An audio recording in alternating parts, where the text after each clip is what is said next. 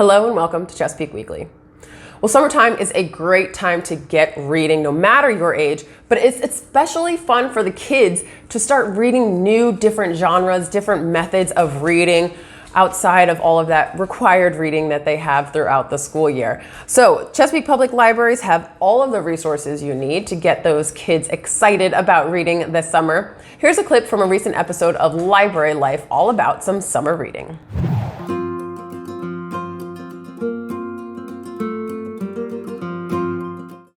Hi, and welcome to Library Life. I'm Amanda Jackson, Director of the Chesapeake Public Library, and with me is Miss Hannah from Greenbrier.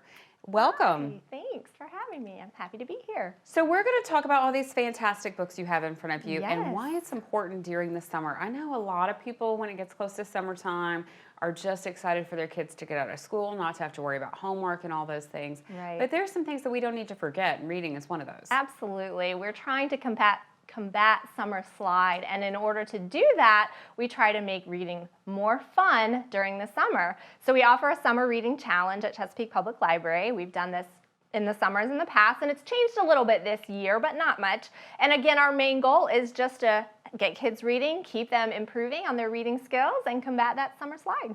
So what would I do? What is your advice to parents who say, well, my kid really doesn't enjoy reading, they're reluctant readers, or they struggle with reading? What would you tell them? I would suggest that they come in and talk to one of our very knowledgeable staff members, because sometimes it's just finding the right book, getting the right material into that child's hand, and seeing the excitement that they get from reading. And if they're reluctant readers, we have options that will hopefully appeal to them. I think you're totally right. To me, books are like movies. You may not like this action adventure, but you really might like that superhero one. Exactly. Maybe you don't like football, but you love soccer. So there are a lot of different ways. Books are the same. They all have a different flavor. Kids can read whatever they want during the summer, which is the benefit. Exactly, and there are some different formats that can appeal to different children as well. So for some kids, it's all about the chapter book. They just really want to get that book in their hands, and they want to enjoy connecting with the characters. For others, it's more of an audiobook route, and they might enjoy listening to a story while they're playing or doing some other activity, and just having that book on in the background to hear it. It's still going to help. They're going to have some vocabulary comprehension improvement doing it that way.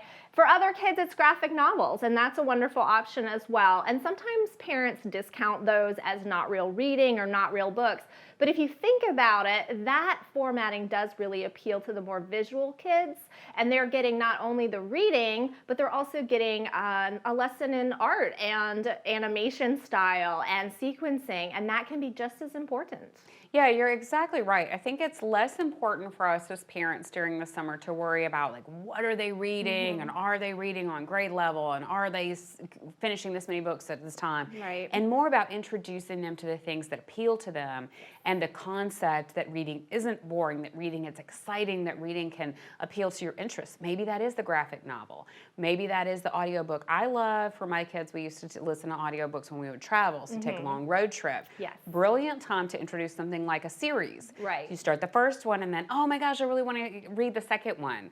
And maybe that's where the book comes in. Yes, yeah, and if families are traveling and they want to get their hands on the next book in the series, they can use our e-resources. So we have online options, e-audiobooks and e-books through our different platforms, Overdrive and Libby, and then Hoopla Digital. And so if you're out of town but you still need to get your hands on the next book, check out our e-resources, because you can access them anywhere you have Wi-Fi. That's right, and that's also great for our kids that are addicted to the devices. Maybe you can use that device. My kids figured out a long time ago that if they were on their phones or on the tablets, and I was like, what are you doing? They're like, I'm reading. Yes. It makes it really hard to argue with them. Exactly. And they're reading, and it counts. Yes, so just it introducing them to books. And some of the things that we've got going on this summer that will help make reading really fun, or just having them in a room full of books, they might pick up something. That's true. And the library is a great place to come during the summer. Not only do we have free air conditioning, but we also have all these items that they can check out. And we run our summer reading program during the summer. It's going to be this summer from June 21st to August 14th. And children can come in, sign up, get a free book when they do that. They're going to set their own individual goals as a family. And each time that they meet a goal, they can come in and get a sticker or a prize. And all the librarians at all the branches are happy to help and see these children really enjoy and thrive during the summer when they're reading. And all of those activities are going to be on our website, chesapeakelibrary.org, under our events page, so you can kind of visit them all around. Yes. I always like to tell kids that the great thing about summer reading and the great thing about the library is it's all free. Yes, exactly. And to wrap it all up, we're going to have a free carnival at the end of the program. So August 11th, it is from 5 to 8 p.m. at our Major Hillard branch. We're going to have this fun carnival with lots of things to do, celebrate the accomplishments that we've done over the summer, and there will be some activities and vendors there as well. So that's one way to end the summer on an absolute high note. These are some great ideas. Thank you, Ms. Hannah, for being with us and sharing that. And as she mentioned, there are so many fantastic staff across our system that can help you as parents and caregivers figure out how to introduce books into the hands of your kiddos and suggest the next great read for them. We hope that you'll join us at the Chesapeake Public Library this summer for our summer reading program and all of the other activities that we have going on. Check those out on chesapeakelibrary.org. Have a great day. Thank you for joining us on Library Live. And of course, the library provides a variety of ways for everyone to get their hands on these books and other materials, and they try to make it as convenient as possible. And really, what's more convenient than a vending machine? This is our Lend It kiosk. This is for basically if you wanted to check out an item that's in the kiosk presently. So all you have to do is just hit the checkout button, and just like a Redbox, you can just browse and look for an item. You can even search by title or author, but in this case I'm just gonna pick an item from the kiosk and select it, hit checkout, scan your library card, enter your PIN, and it's going to take my card. It's valid. The kiosk will then look for that item, and you can see that robotic arm looking for the item, and it found the item. It will take it right back to the front where I can grab it from this door right here. After that, you can even get a receipt if you like, and you'll get a printout, and that's it. For all things Chesapeake Public Libraries, just walk into your local branch, say hi to some of the librarians there, or you can visit them online at chesapeakelibrary.org. Well, summertime also means hurricane season, and we're just over a month into the season. We've already had some named storms out there in the Atlantic, so it's really important to take the time now to prepare. Buckle up, everybody. This could be a big hurricane season. So again, you gotta get ready right now. Let's go over getting prepared, because it's as easy as 1, 2, 3. 1, plan. Write down your emergency plan. Go over it with your family so everyone's on the same page. Get flood insurance. It takes 30 days to go into effect, so if you wait until a storm is coming up the coast, it'll be too late. Know your evacuation zone and plan where you'd go if you're ever called to evacuate. Choose someplace in Chesapeake or nearby, like a friend's house who lives in a higher evacuation zone. 2, prepare. Get those emergency kits built to sustain you and everyone in your household for at least 3 days. Don't forget your pets. Secure your important documents in a waterproof container, or better yet, upload copies digitally so that you can access them anytime, anywhere. And sign up for Chesapeake Alert so that you can get local emergency updates from us here at the city. And finally, 3, activate. When an emergency hits, grab your plan and take action. Listen to local officials for guidance, stay in contact with friends and family, and if you're called to evacuate, go.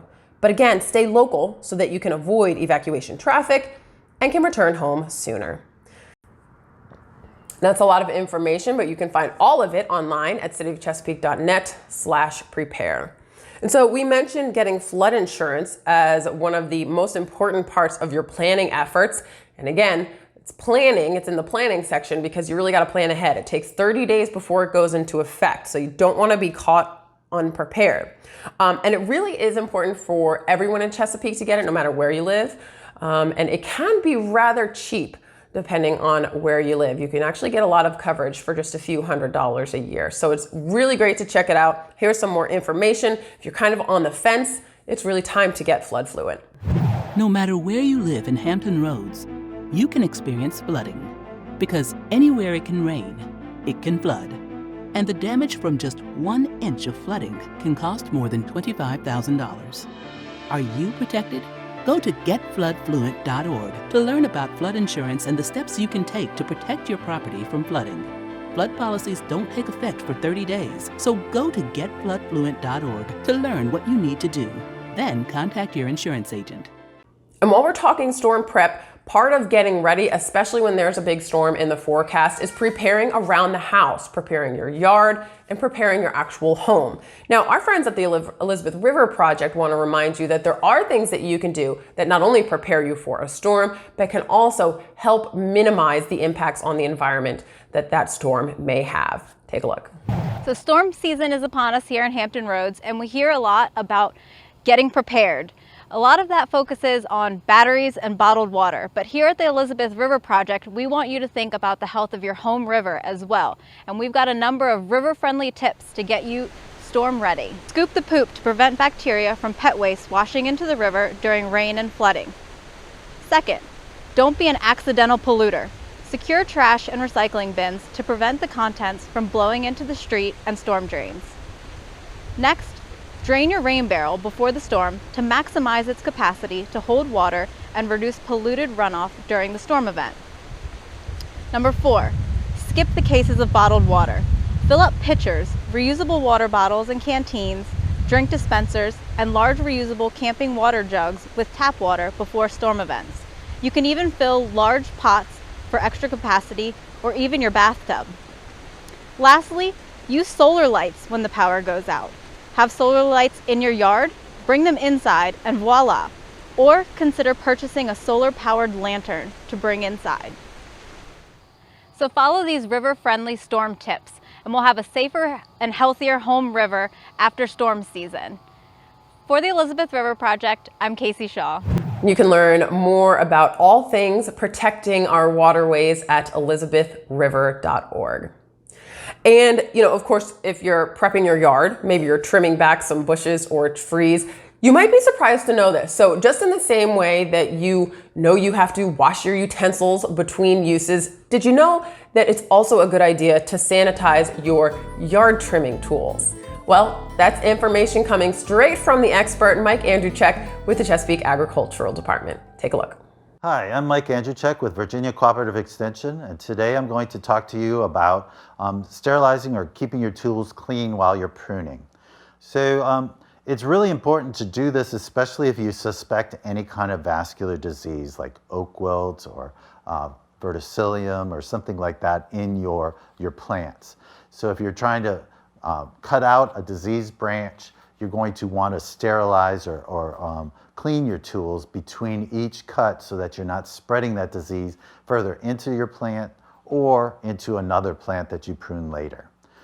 There are a lot of products out there that will sterilize your tools. Just know that some of them can actually be damaging your tools too. So 10% bleach solution will sterilize your tools, but bleach is very caustic. And so you got to be careful with your skin, but it also is going to pit your metal or the metal on your pruning shears or loppers or saw blade, okay? And by pitting, it's just basically eating out, like an acid, little spots.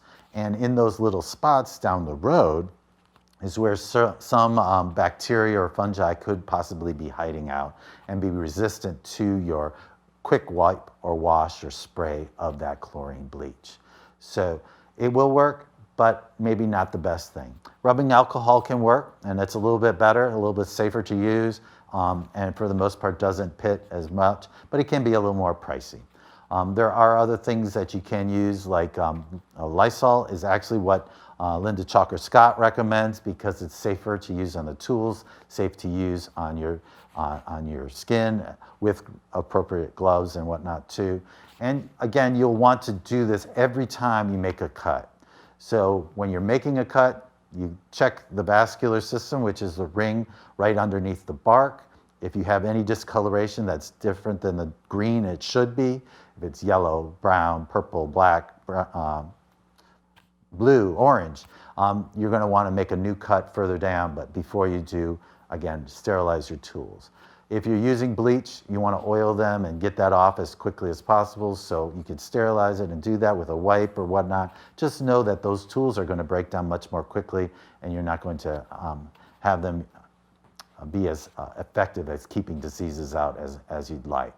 So check it out, look into more information about what you want to use, and keep your plants safe and healthy. If you have other questions about pruning, feel free to give us a call. Well, that does it for this episode of Chesapeake Weekly. Here's a peek at what we've got coming up this week from Parks and Recreation. Thank you so much for watching. Have a great week.